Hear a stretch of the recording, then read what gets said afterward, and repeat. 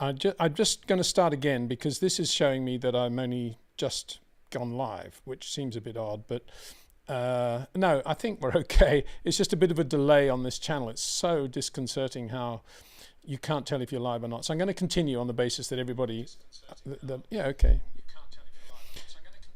Oh, well, that shows me that I wasn't live when I thought I was. So I'm going to start again and say welcome to the live stream. Sorry for these, but it is a live stream, you know, and it's I can only do what I can do. And technically, if it's telling me I'm live and there's like a 3-minute delay before I'm actually live, I'm very unsettled by that, and I need to know that I am live. Anyway, we are live. Welcome to the live stream, which falls between, as I say, as I've just said, in that gap between Belgium and Hungary. We're sort of halfway between the two now, so we can reflect, obviously still on Spa, but look ahead more to Hungary perhaps. And I was just saying that on my phone, at least, it's predicting rain on race day in Hungary.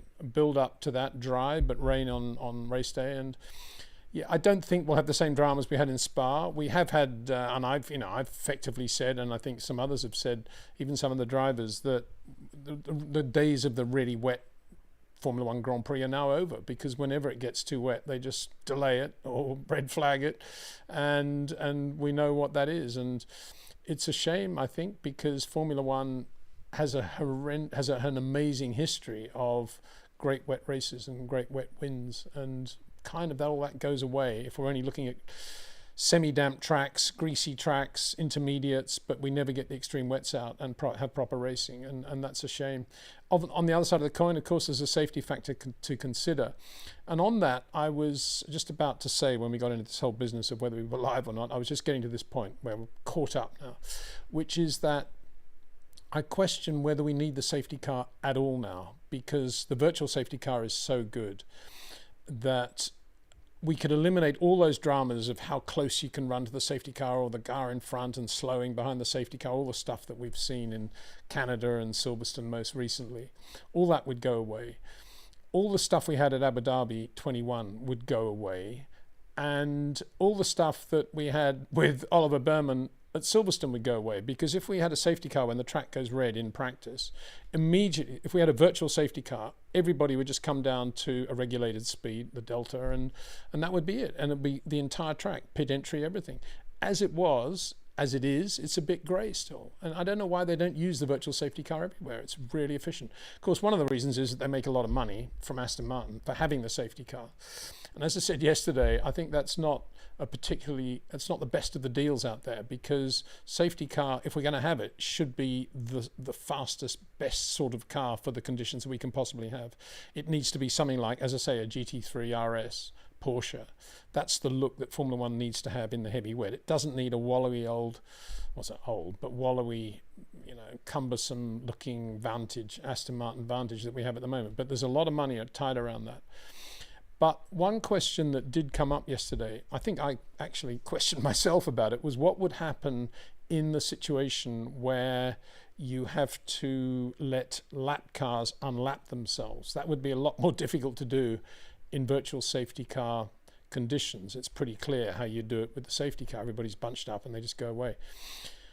The answer is, of course, that you don't have that rule anymore. Why do we have that rule anyway? They call it a lucky dog thing in NASCAR, I think, because everybody is so bunched up that it kind of makes sense to get everybody on the same lap. It's not a difficult thing to do.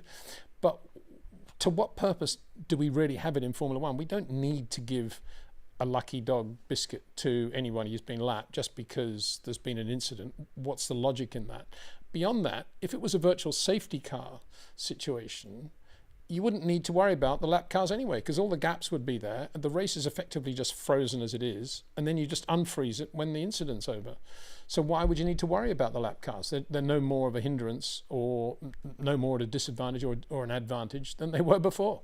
So that's the answer. I thought it through, and I just chatted with some mates, and they said, well, why would you need it? Because the gaps are there, and they're absolutely correct.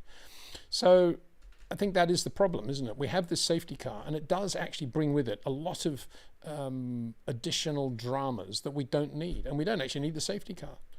And I think the drivers would have been a lot more comfortable going out, doing 4 or 5 laps behind Lando and clearing the track as best they could, and then, going racing.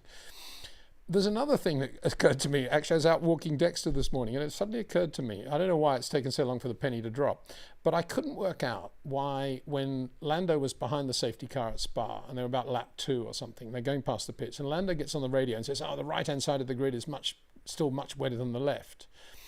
I thought, well, why is he worrying about that? Because it's going to be a rolling start. They've already said it's a rolling start. But I think the only reason Lando would have said that was because there might still have been a chance of having a standing start. And he was trying to say to his team that if there's any discussion about having a standing start still, tell them no, because there's inequality from one side of the grid to the other. It's much wetter on the pole side. And I think that brings back my other point, that and nobody seems to be reacting to it, nobody of them, the powers that be. And that is that we should let the pole sitter decide which side of the grid he's going to start the race on. What is the problem in doing that? Where is the downside? I mean, the upside of having this additional moment when you can ask the pole man which side he's going to go. And maybe if it's wet on Sunday, you can choose that in a much later point, right up to the start of the race, and which, the pole man should have that privilege, I think.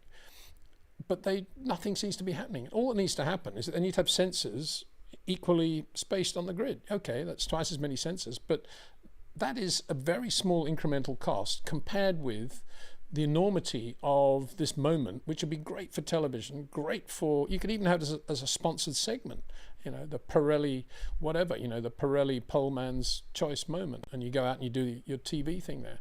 It would be a brilliant thing. And I just wish they would do that, because it's logical, and they're missing a trick, I think. In the same way they were missing a trick several years ago when they let the drivers just sit in the cars when the national anthems were being played on the grid. Now they've realised that there's a much better photo opportunity to have them at the front, and the close-ups of all the faces and the local driver and all the rest of it, and the dignitaries. It's the same thing. This moment when they could be out there doing effectively the toss of the coin for a tennis match or a cricket match or whatever it is, or football, they're missing that moment. They should be doing that. The pole man deciding which side of the grid he's going to choose. And I hope they do that sooner rather than later. They probably won't. Anyway, there you go. We are live now, so that's good. And we are doing our second live stream in, less than 24 hours. It's good, isn't it? I'm going to kind of keep going if I can. One thing I was talking about yesterday, was somebody asked about great wet races, and I kept thinking of another one just as I was about to move on to the next topic. And one I didn't mention, which needs to be mentioned, is the 69 International 100 at Warwick Farm, which Jochen Rindt dominated in his Lotus 49B high wing. I don't think he was ever on positive lock at any stage. Maybe he was. The whole thing was just a demonstration of Jochen Rindt opposite lock slides. It was unbelievable. On that occasion, I was flag marshalling on the outside of Paddock Bend, and I'll never forget it. It was just, I mean, it was a year since we'd lost Jimmy, but it was the first time I'd really sort of come to life, if you like, after Jimmy's loss. And I just thought, wow, this is the new era. Gold leaf, high wing, Graham Hill in the other car, Lotus 49B. First win for Jochen in a Lotus, actually.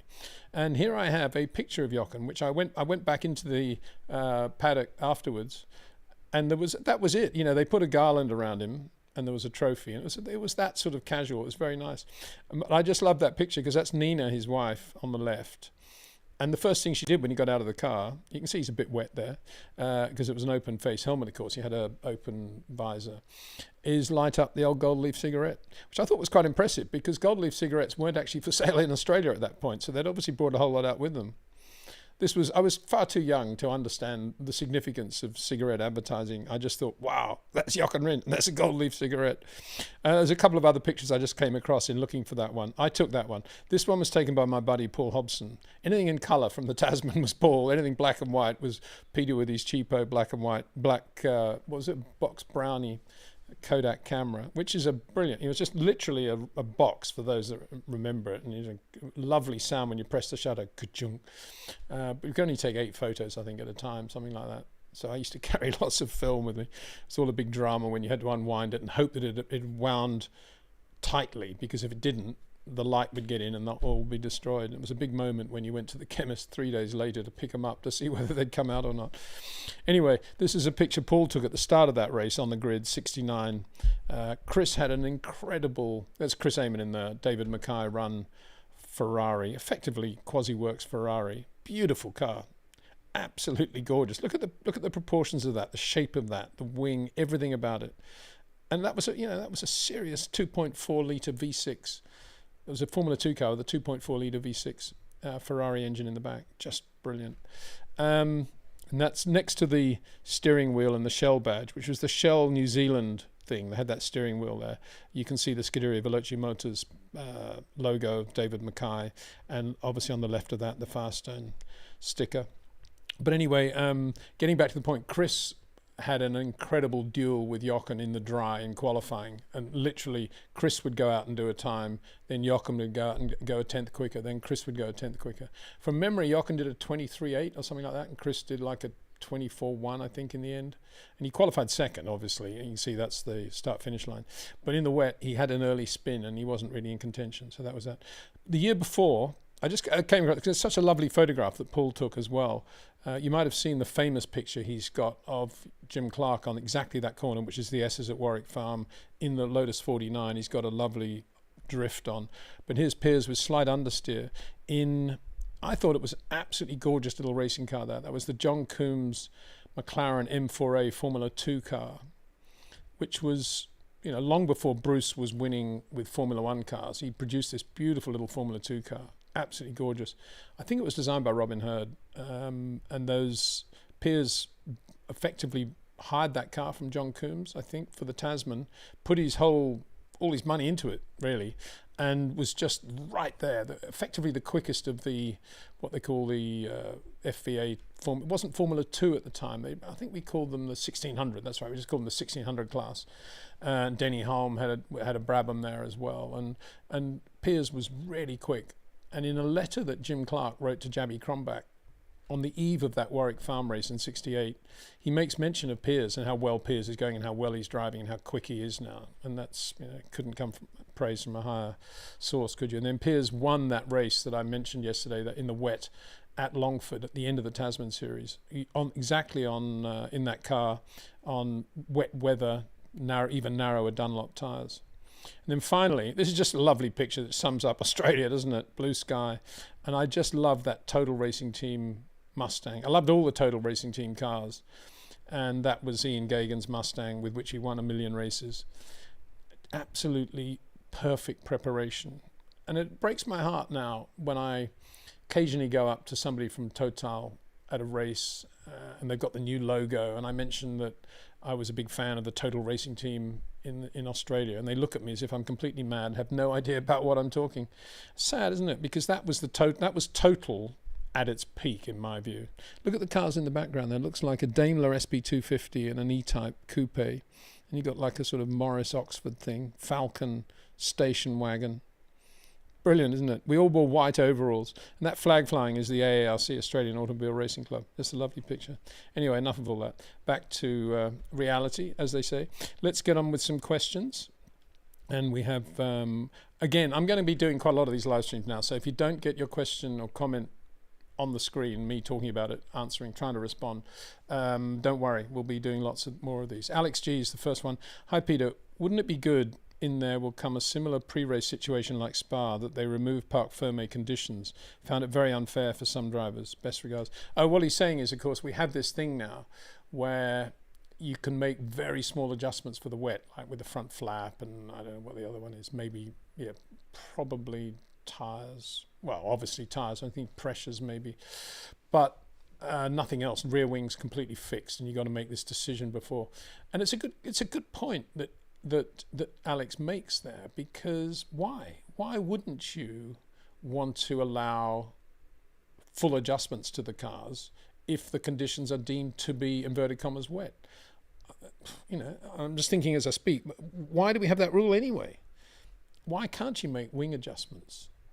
And I mean, Carlos Sainz actually, I think he did one lap, didn't he? And then came in and they put he came in after the original formation laps, I think, and decided to just put on full wet settings, which is a big mistake, of course. But at least he did that. I mean, he was at the back, though, so it didn't really hurt him. But yeah, I think you're right, Alex. I think you're absolutely right, because everybody... Well, it's interesting, actually, what would have happened, isn't it? I suppose if you're Red Bull run by Laurent Mecchi, who's got all this FIA experience, you would say, no, it's going to be wet. full wet. And of course, you know, so would they have actually changed Max's wing or not? I don't know. I'm just trying to think why they don't do that anymore. When did all that stuff come in? Yeah, it was when it was the new qualifying system, wasn't it? And everything had to be done before Q1, and it was a big thing. You know, whatever setup you've chosen for Q1, that's your setup for the race, and everybody thought that was wonderful. I must admit, I never thought that was wonderful. I thought, what is that all about? Why? I mean, Parc Ferme, in reality, should be about regulations and making sure everybody conforms to the regulations. And we do a lot of checks. We do post-race checks, obviously. We do checks during qualifying. So why, if you want to adjust the rear wing, let's say it's only that, maybe ride heights, why would that be something that they wouldn't want to encourage to have better racing? It's a very, very good point. Thank you for that. Lou Sequoia, hi Peter, I can't thank you enough for sharing your experience and knowledge with us. Was there any other driver back in the days who were driving sideways like Gilles Villeneuve? Well, yeah, obviously. I mean, Ronnie Peterson was a classic Gilles Villeneuve driver. If you know, Ronnie and Gilles just overlapped, and I'm sure they would have realized a lot of you know, an affinity between the two of them. Jochen Rindt, for sure. Fräulein Gonzalez, for sure. I've never seen a picture of Gonzalez in a Ferrari when he's not on opposite lock. Nico Rosberg, incredible car control and slides. And I experienced those firsthand, sitting next to Keke at Donington in a Ford Granada.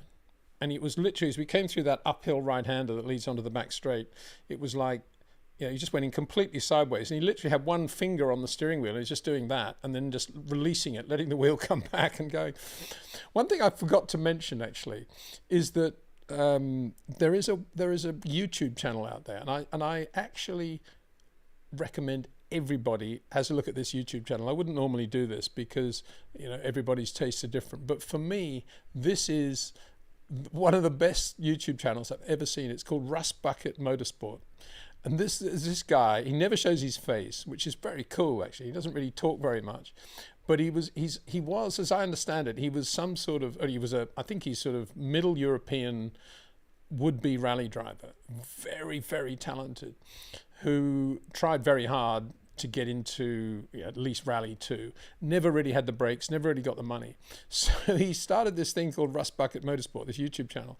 And what he does, he buys, you know, standard old VW Passats and Nissan Micras and, you know, things like that you don't really want to touch, and drives them through, and I don't know where this is, but he's got this sort of stage which is gravel, trees, some fast bits as well, and tarmac sections as well, and he compares them all, and he does all these things, and his car control, I can tell you now, if Max was watching it, he would think, whoa, this guy is good.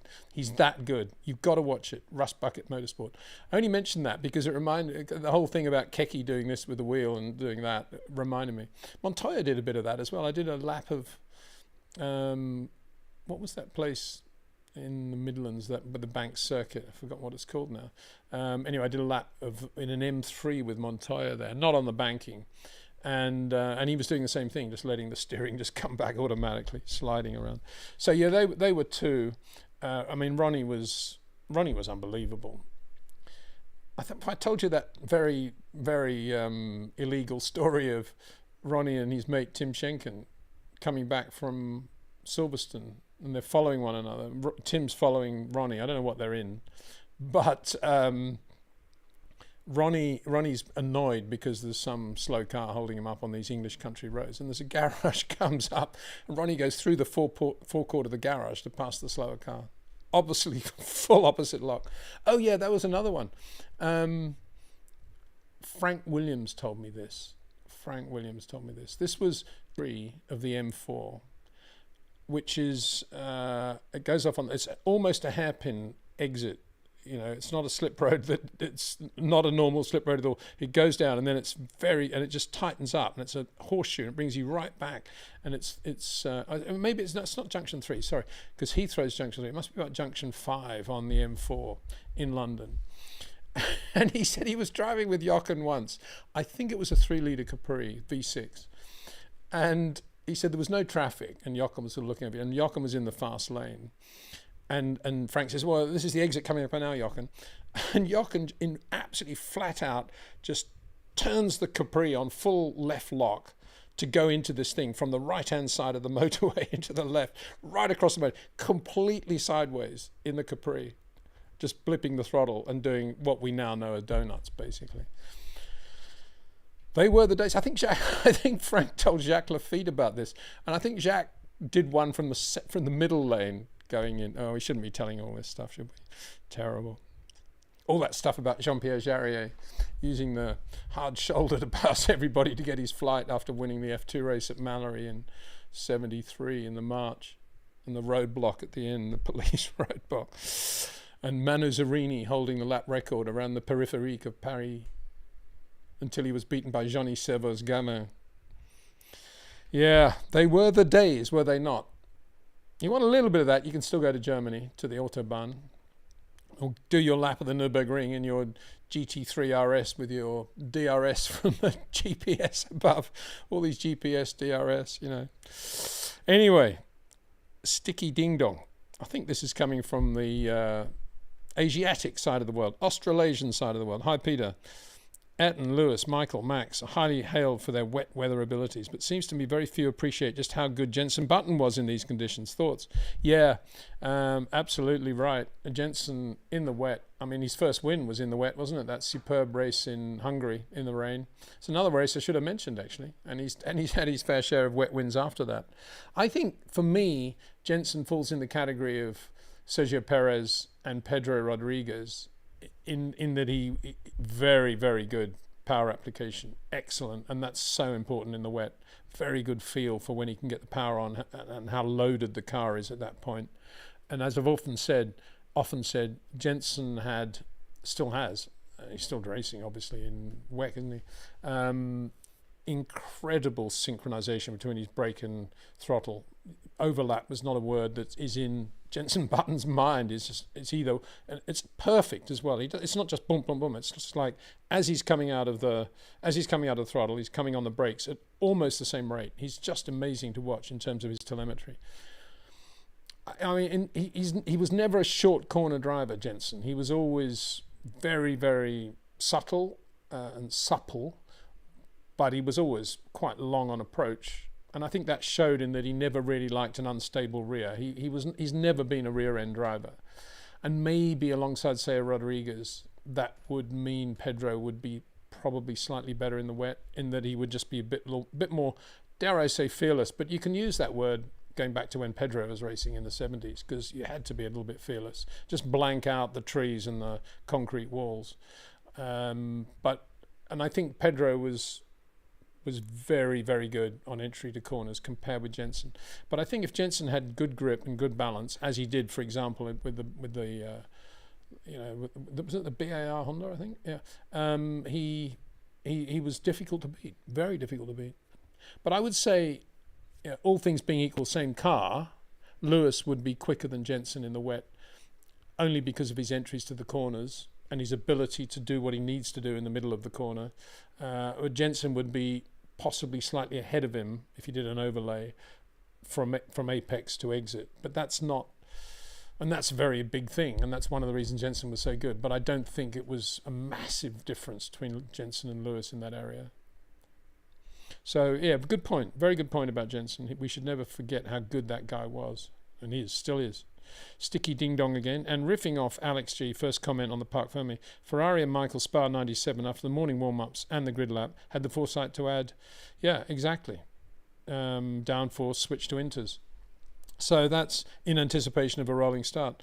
Lap 5, Michael was over half a minute ahead. I think Fisico was the other driver to do similar. I really missed that aspect. Exactly, and I think that anticipation and doing what is going to bring the best out in you and the car is again part of what Formula One is all about. And we should get rid of that ridiculous draconian regulation. Why do we have it? The more I think about it, the more annoying it is.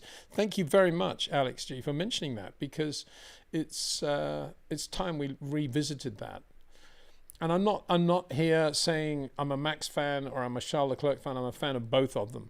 But if you were a Dutch Max fan and you went to the Belgian Grand Prix, you wouldn't have enjoyed that race very much, would you? And what's the point of that? We all know that if you'd had less rear wing, it would have been a closer race between he and Charles. I'm not saying he would have beaten Charles, to be honest, because the more wing you take out of a Red Bull, we know how bad they are in terms of grip and balance on the wet bits.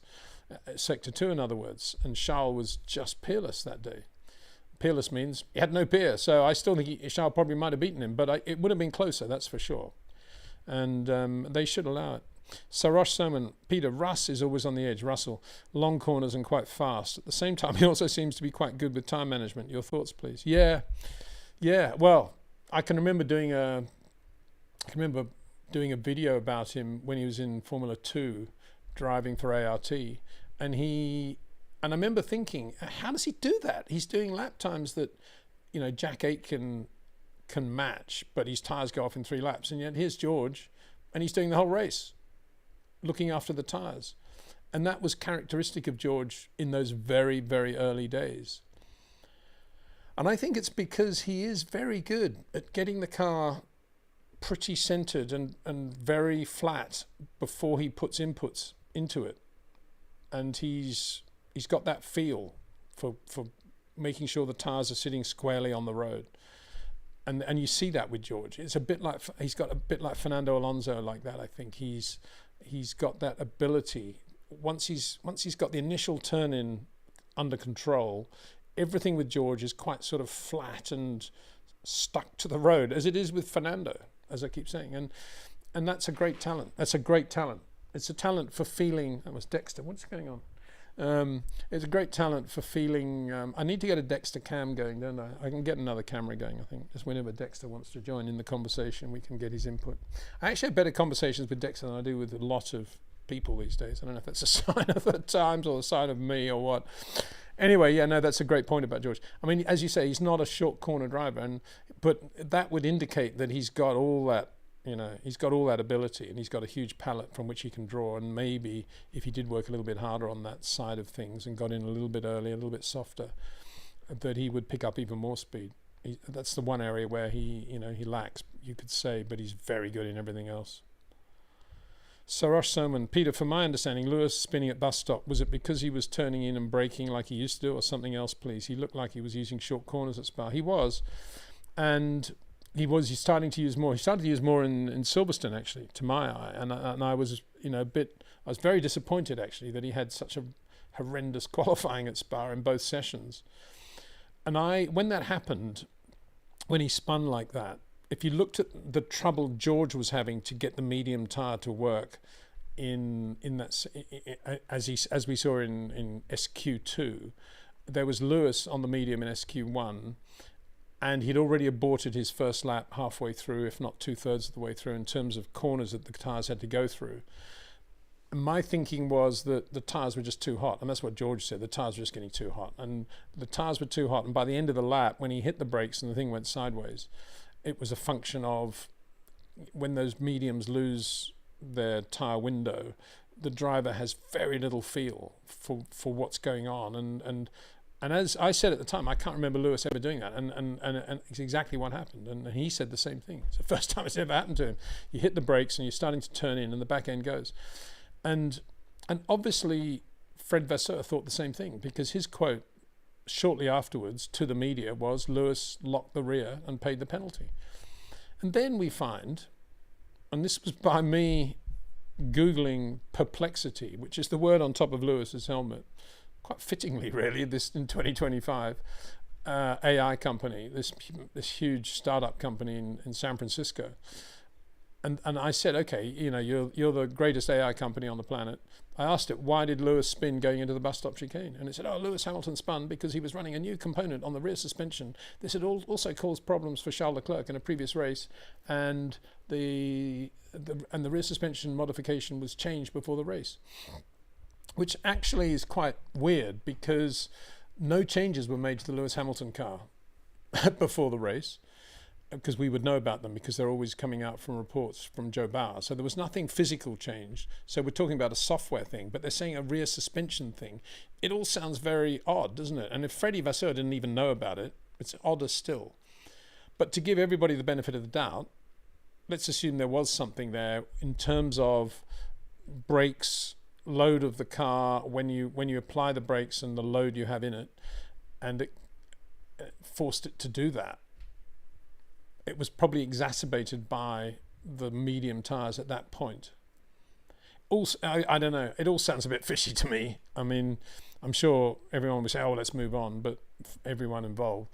But it is a bit odd that Perplexity tells us that this was some new thing being tried on the back of the car, the rear suspension, which I don't know what that means. I mean, Perplexity, please advise. When you say rear suspension, do you mean the rear of the car? Do you mean brakes? What do you mean? I mean, brakes are not really suspension, are they? So please be more explicit, Perplexity. Equally, you've got Freddie Vasseur saying, Lewis, lock the rears. Maybe that's what the issue is at Ferrari. Nobody knows what's going on.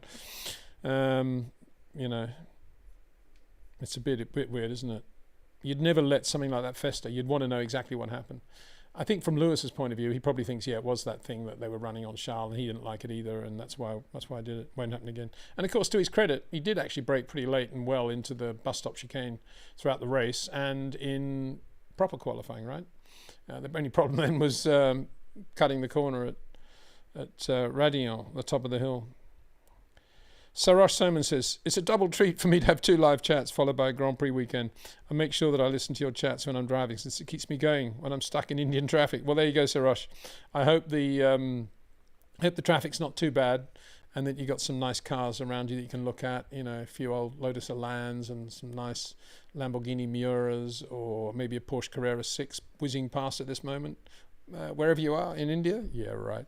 Anyway, thanks for the message. Another one from you. Peter, 93, Prost was not getting the feel of the active ride, from the active ride.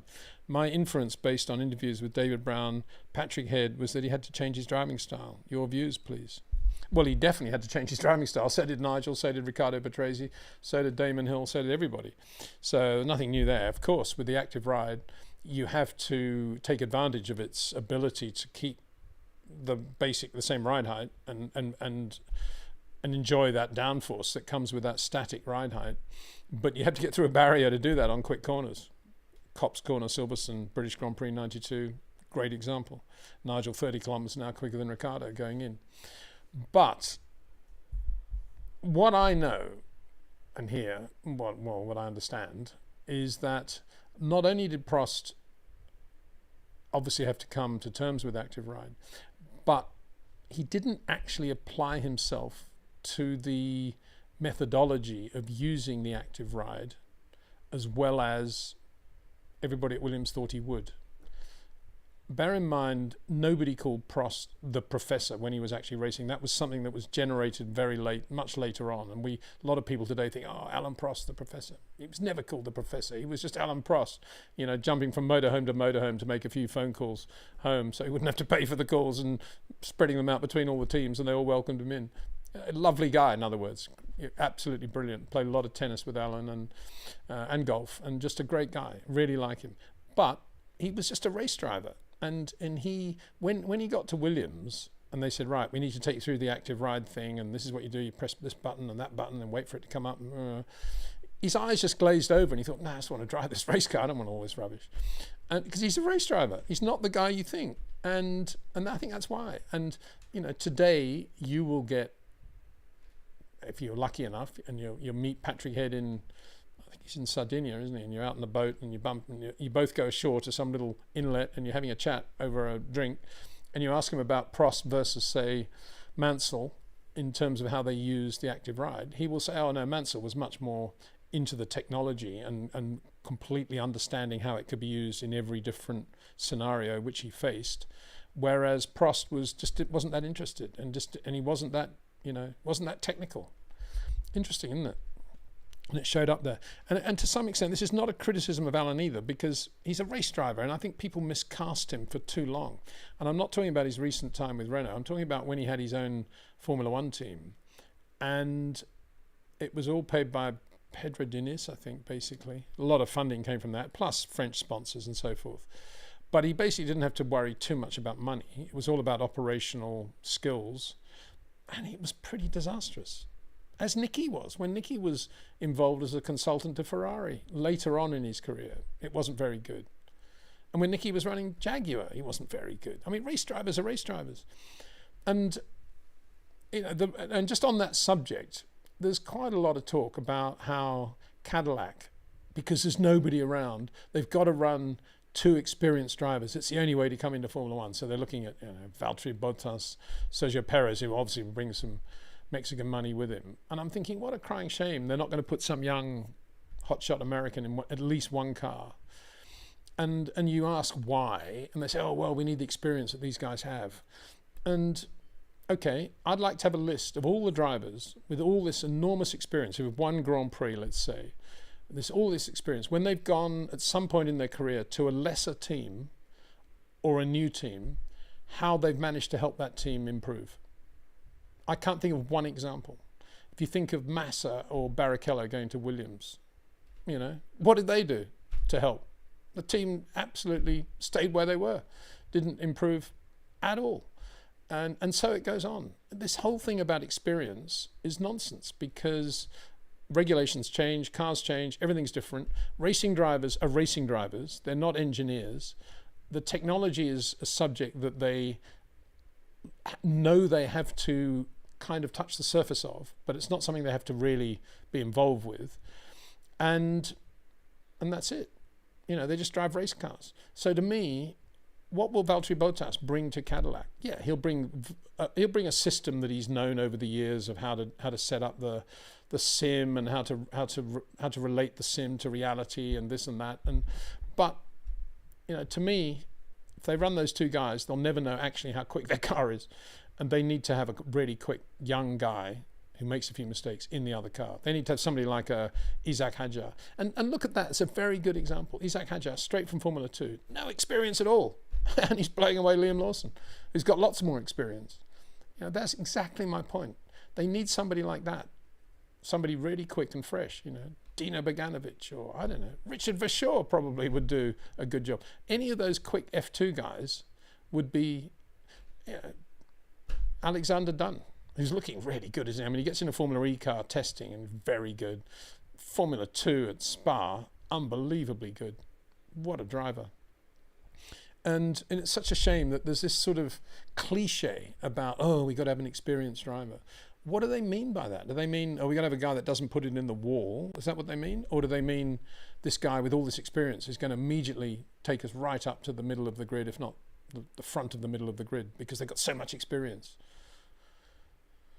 It's beyond me sometimes the way they think. And especially if you're going to do an American team, get young American in there. Live with the few shunts he's going to have, but at least have a young American driver in there. There will be, whoever the best guy is right now, give him a chance. That would be my thing. That is my thing. Sema Dragoon says, Hola, Peter. Hola. Buenos dias. Dilstar 22. Hi, Peter. Do you rate Nico Rosberg at all? I believe he's absolutely world class because of his consistency, especially 2014 to 16. Your thoughts, please. Oh, yeah, of course, I rate Nico.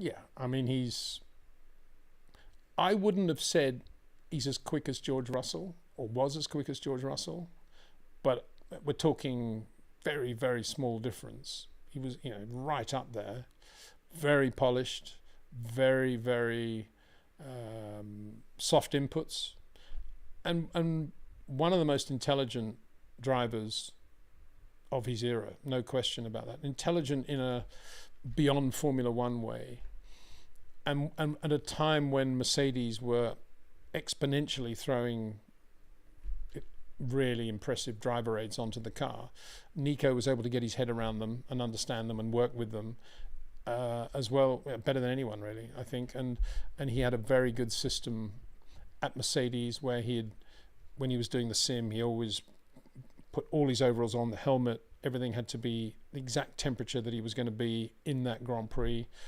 Sweating like a pig, of course, not a pleasant thing, but putting himself through it in a very methodical way. And he was also self-critical as well. I mean, it didn't really come out in his in his demeanor, I don't think, but my understanding, and I knew him reasonably well in his early days, was that he was always looking for ways to improve and criticizing his own ability, and would come up periodically and say, how did I look through there, or what did you think? And that's always a great thing, that a driver's like that. Multilingual, class act, isn't he, in so many ways. And yeah, you know, just amazing, really. And I like the way he loves looking at his dad's, periodically loves looking at his dad's races, and just, you know, having fun with those and seeing how good his dad was as well. Very different sort of driver to his dad, who was always driving on the rear. I think Nico was much more evenly spread. He's very good with the front end of the car as well. So yeah, he's good. Of course he's good. He was world champion, wasn't he? But how good was he? Was he better than John Watson, for example? I'm not sure he was. I think, you know, that says a lot about John Watson. And, you know, the races John Watson won in the McLaren at Long Beach and Detroit, middle of the grid, beating Niki Lauda in the same car, you know, that was impressive. So, yeah, you know, he's there or thereabouts to John Watson in terms of sheer speed, but in terms of his ability to put the complete package together and his intelligence. I'm not saying John's not intelligent, but he is. But Nico very was able to hone his intelligence into the racing world, the changing racing world, at a perfect time. It was a perfect storm, I think, for Nico. Whereas John was probably a bit too intelligent to be at Brabham or McLaren when he was, and he took too much. Why am I comparing Nico with John? Because I think lap for lap, they're very similar drivers, actually. That's why. Gandalf the Fool. Hello, Peter. Long time no see. I keep missing your live streams until now. LOL. How have you been? Well, I'm great. Thank you very much. Yeah, I just got back from a long trip to, Germany first and then Estonia for the rally.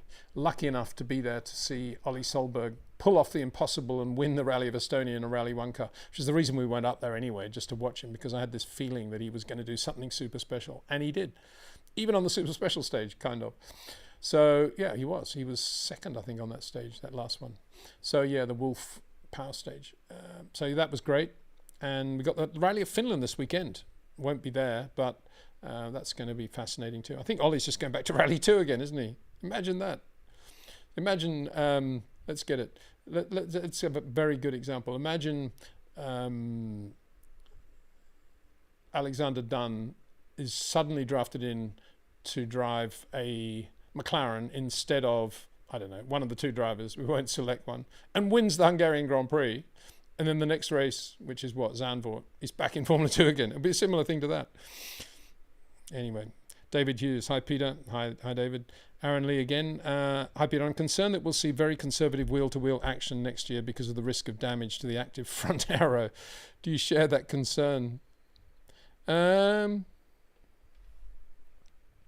just concerned about the active aero, period. I just don't think it's a great idea. I don't like any artificial aero aids.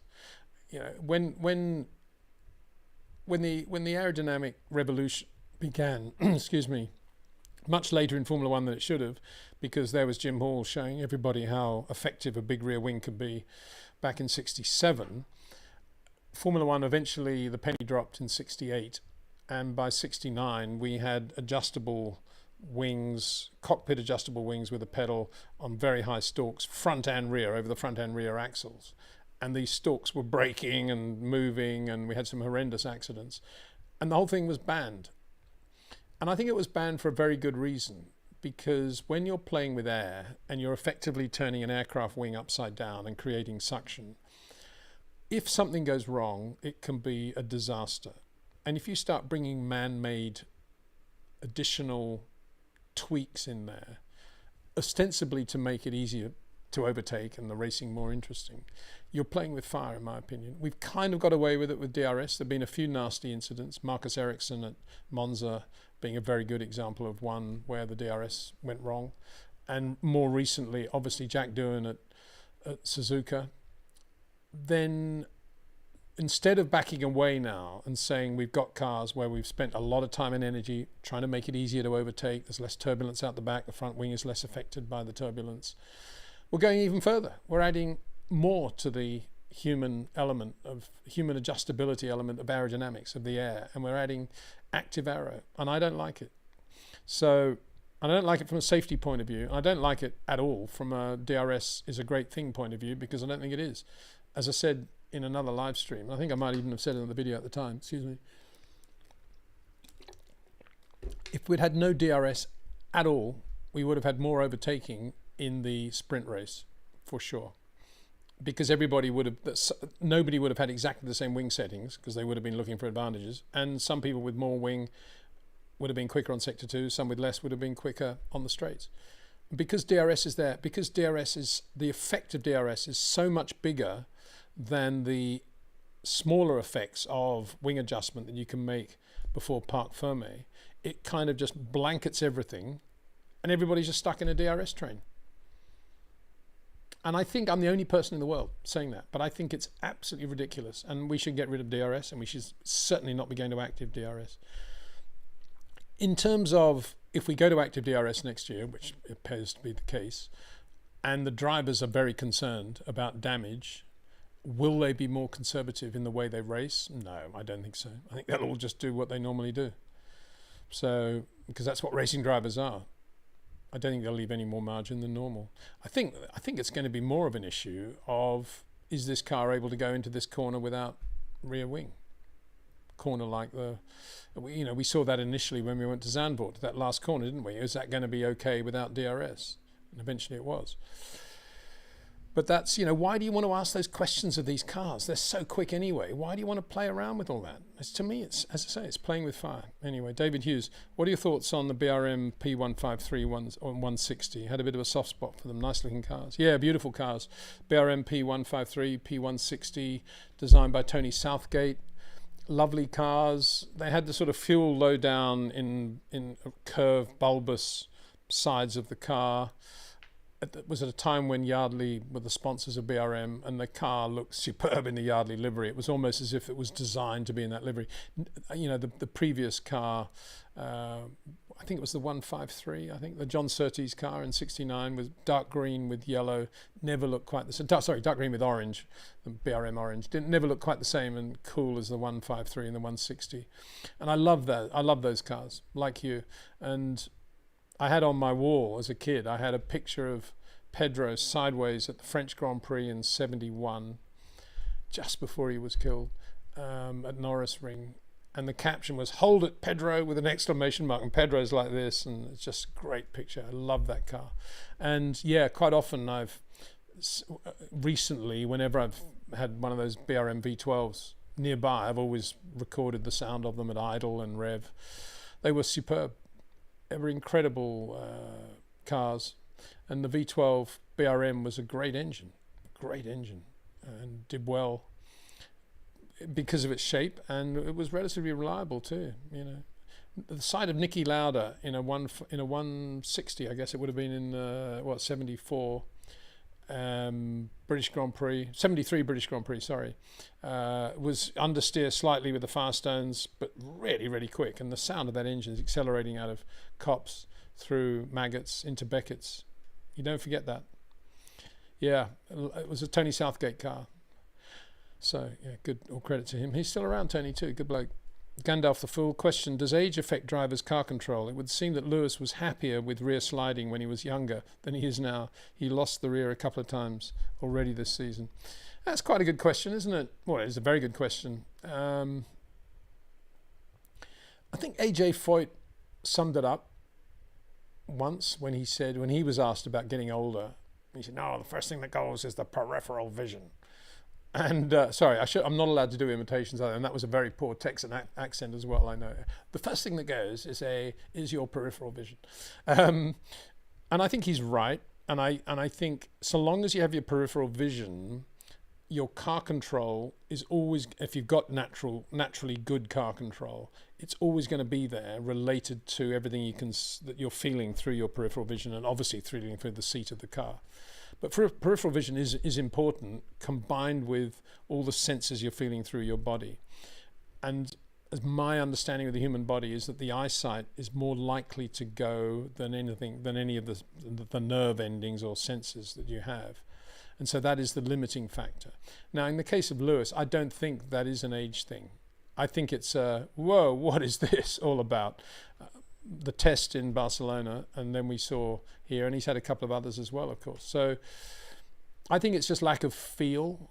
And Lewis, as I've said many times now, prior to Abu Dhabi 21, he'd never really driven a race car in which he didn't have feel through the seat and through his arms and through his wrists and his fingers and everything. He felt part of the car. And I think from the beginning of 2022, with the bouncing and the tyre deg and everything that was bad on that Mercedes, he kind of lost. He was lost because he didn't have as much feel through the seat as he normally would because of all the bouncing and everything else that was terrible on the car. And he had to start driving in a different sort of way, in a more conservative way. And even then, of course, it's led to issues. And he's just coming out of that now a little bit. We saw it at Silverstone, we saw it at Spa.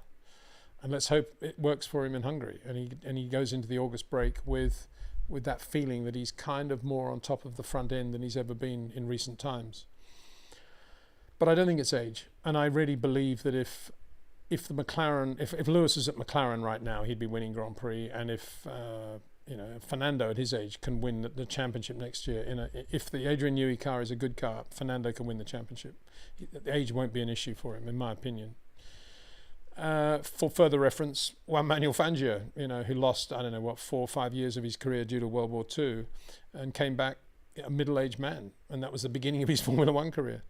So, and he wasn't a problem for him, was it? Wasn't a problem for Jack Brabham either. 1970, he was 44, and he nearly won the championship in 70, and he was quicker in many races than Jochen Rindt in a Lotus. And Jochen was quick that year in a Lotus, whether it be a 49 or a 72, he was quick. And Jack in the Brabham BT33 was as quick, if not quicker than Jochen that year, age 44. M.A. Khan, Peter, you've done, come on, not too many more of these things. It's making me embarrassed. Peter, you've done such an amazing job with driver insights in historic Formula One that many fans have stopped subscribing to traditional media. It's the same old stuff. Can you do race watch-alongs? Well, I don't know. I quite like to do race watch-alongs, actually. That'd be quite fun. It'd almost be like the old Speed TV days. So we might give that a go. Thank you, M.A. Khan, because it is something that, I wouldn't do it in any way to infringe. I suppose the reason I've never done it so far is because I'm always a bit nervous about the rights issues and doing what is effectively live commentary of the race. But if you do it a little bit, not delayed, but there's no moving pictures and you're just doing commentary. I also thought for a long time, do people really want that? If they're watching the picture, do they really want some other person talking about it? But I'll give it a go. I might give it a go. Maybe we'll try something. I don't know. Maybe Zambo will have to think about it during the August break. I will continue to do live streams. So if people have got any input on that and they would like to see if we can do some watch-alongs, I'll be happy to think about it. Yeah, please, let's get some reactions to that. Same from M.A. Khan. Can you tell us a little bit about Nelson Pique as a driver? How good was he? We never hear much about him despite winning 3 titles. How would he compare to modern champions like Alonso or Vettel? Oh, yeah. Right up there with Alonso and Vettel. He wasn't a short corner driver, which perplexed him, obviously, when he was up against Nigel. That's why, a bit like Senna, never really understood Nigel. I don't think Nelson ever did. He'd never understood why Nigel was so quick.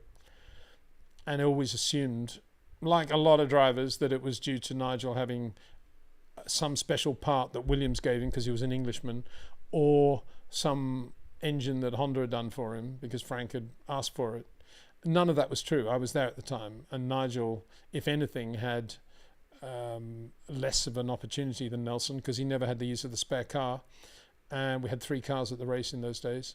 And certainly Honda from day one were massively into Nelson. So, and in the contract, Nelson's contract, it said if there was a difference between 2 Honda engines, couple of horsepower on the dyno, the most powerful would always go to Nelson. So, yeah, Nelson was because Nelson was so political, and you get the feeling of why that was, I just described it. That goes back to F3 even. Certainly, I think Bernie brought the best out of him in that as well. It's easy to think about Nelson only in those terms, but we should also remember that he was a very, very fast racing driver. Just in his own right, he was a fast racing driver, period. And I would say he was Lando Norris, cross between Lando and Oscar Piastri. He was that quick and that good, but not a short corner driver in the way that Nigel was or Carlos Reutemann was. But he was good. But clever. He was a smart guy, clever guy, understood what it took to make a car work, and not afraid to cut a few corners, metaphorically and physically. And if you think about it now, another perfect storm. Bernie, Gordon Murray, Nelson Piquet, Charlie Whiting, Herbie Blash. I mean, impossible to beat that, as Carlos found out in '81. So, particularly with Bernie, at his own discretion, deciding which races should carry points and which shouldn't, after the race had been held, which was the case, of course, with South Africa '81, which Carlos won, and then went back to Europe, went back to Argentina with 9 points in his pocket, and then woke up a month later, 3 weeks later, to find the points had been taken away for no reason. So he would have won the championship had that not happened. And Bernie was the guy that did that, and Bernie owns a team that then allowed Nelson to win the championship. Bernie would say, well, it's just the way it happened. You know, that was when the peace was settled with Balès, and that was the compromise. South Africa didn't count. Well, you know, that's what happens if you don't have somebody with an arm's length position from being a team owner to also being the guy controlling world motorsport. Anyway, Nelson was in the middle of all that, and he kind of loved it all. And he loved all the giggling and laughing, and he was a great practical joker, Nelson. I remember once when I was at Williams, and I must have been, I don't know, certainly '86, I would think, quite early on. And the whole business of leaving a voicemail was a big new deal. You know, everybody had answer phones, and nobody really knew how to work them. And I rang Nelson in Monaco on his boat. Actually, he had a phone on his boat to ask him about something, and I picked it up and I rang him, and it rang 3 or 4 times, and it went to his outgoing message. And the message said, "Hey Jimmy, I'm on the boat. Where are you?" That was it. That was the outgoing message. Yeah, we were all a bit confused at that stage.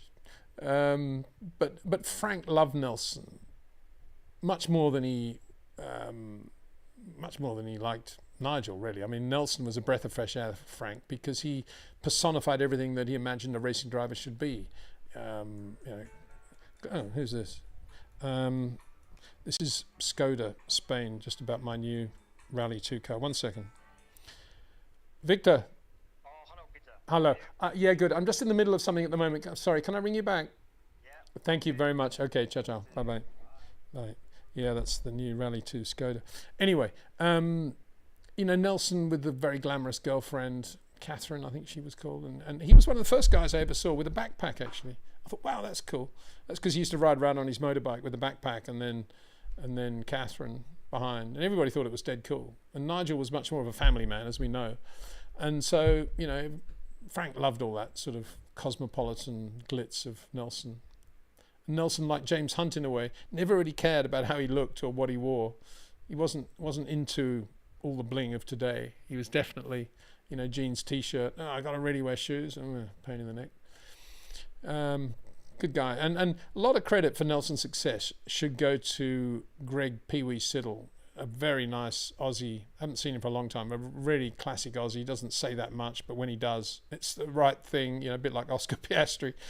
And he was working at Ralt as a mechanic, I think, or just a sort of assembler of cars when Nelson arrived on the scene. And they very quickly bonded, and he became Nelson's sort of chief mechanic in Formula 3, and they got up to all sorts of mischief together. Away from the racetrack as well. Yeah, so a good combination of Pee-wee and Nelson. And then Roberto Moreno came along. He was Nelson's protege for a long time. Another Ralt driver, 1 million races for Ralt. Never really had a good break, actually. And his career was sort of siphoned off by Flavio when he decided to put Michael in the car. But, yeah, fun times, really. David Hughes says, hi again, Peter. Hi, David. Milestone. I'm going to have to stop fairly soon, guys, because to do these regular things, I'm going to make them a little bit shorter. I've got to be a bit disciplined. I've got to go and... well, actually, I've got to do some... Very importantly, I've got to give some breakfast to Dexter. And he's looking as if he think he wants some... Yeah, okay. Won't be long. Do one more. Mouse down. Dear Peter, concerning restarts, do you think the drivers have some preconceived idea of where the right place is to step on the gas? Or is it more down to mirrors and intuition? It's a good question. And you know what? I was asking a driver, who was I talking to about this? I think it was Ollie Berman. I was asking him when, just not a restart, but when they're on a qualifying lap and they're going slowly into the last corner. And then it's a good example would be Hungary, actually, because that last corner is quite near the start-finish line. Do they work out very, very precisely when they're going to start going really quickly? Is it 1/3 through the corner, 2/3 through the corner? Where is it that they're actually loading up the car to the point where it's where they want it to be as they cross the start-finish line? How is that point calculated? And the answer was, well, just feel, really. Nothing too scientific about it, which I was quite amazed by, but given by all the other stuff you get about, the clutch and this and that, the number of burnouts they do, and everything has to be perfect. And yet, when they're doing a lap, they're a little bit slipshod about it. And it will show in Hungary, because there'll be some guys starting their lap and they're trying to do a slow preparation lap, and they'll go into that last corner and they'll be, if the tyres are absolutely perfect, they may overuse them a little bit by going in at the right pace. How do you know exactly what pace to go into? Is it just after the transition point? And that could affect things, how you do that. And they don't seem to have a really scientific way of doing that. As for the restarts, of course, it's all down to... correct me if I'm wrong here, you can't actually overtake anyway, can you? I think you can be close to the car in front, but there is an overtaking line. So I think that whole business of when is the guy in front going to accelerate has gone away to some extent, because in the old days, in the Alex Wurz passing Juan Pablo Montoya days at Brazil, you could anticipate something like that and do a really good job. But I don't think you can now. It's just like, yeah, I'm really close, and that might give me the run into the next corner, the first free corner. The radio, the guys on the radio do a lot of talking when they're behind the safety car like that, and everybody knows when the leader has gunned it. All the engineers say, right, go. It's all there. Everybody knows it, kind of. It's all delayed when you see it on TV, but if it's on real time, they pretty much know what's going on. And there's a bit of an art, obviously, in knowing when to go, but again, it's kind of diluted by the overtaking rule. So,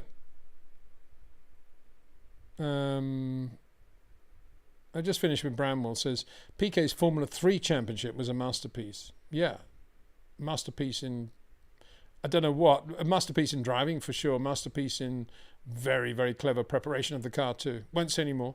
It was his big accident. Oh, and don't forget, 1980, I think it was 80. Yeah, it must have been. I remember looking at Nelson Piquet's Brabham BT49, the Cosworth car, really quick car around Monaco, and we're at Monaco now, qualifying. After qualifying, looking at the rear wing, and under the white paint with the Parmalat sticker on, I could see an Alfa Romeo logo, which was the rear wing from the much heavier Alfa Romeo car from the year before. It was obviously a heavy rear wing they had on the car. In those days, the cars were measured before qualifying, not after. Weight. Yeah, so it had massive rear wing on the car, lightweight. Yeah, big shunt, obviously, at Imola in the Williams. And it was a big shunt. And I think it did affect him. And he also had that huge shunt at Indy too, didn't he? And that was not good. So yeah, that took edge away, that Imola shunt for sure. But he didn't need that much, really. He was #1 Williams Honda driver, and he did win the championship in '87, the Drivers' Championship, and then he left anyway because he wasn't happy, and he took Honda engines with him to Lotus. So, well, there we go. Oh, I've got to do this one. Evening from Australia, from Wollongabba. Wollongabba, not Wollongong, Wollongabba. Mega. I love those names. Jack, my son, was talking about Australian names. We were trying to think of as many cool Australian names as we could, from Murwillumbah to Cooma to Wagga Wagga. Real Aussies only just call it Wagga, don't they? Here's another one. I've never heard of Wollongabba. Sounds great. And moving on, there's Daniel. Greetings from Dubai. Thoughts on the Dubai Autodrome for Formula One? Too many races in the region already? Question mark. Money, money, money. I'm sure if there's enough money, Formula One will be flocking to the Dubai Autodrome. Sad to say that. Sounds a bit cynical, doesn't it? But I think I'm right. On that note, thank you very much, everybody, for being a part of this. It's been wonderful. And we'll do more. If I'm really feeling energetic, I might even do another one tonight. I don't know. Maybe I shouldn't get into this because then you're gonna have to keep doing it. Not a good precedent, but I'll have a go. Maybe. I'm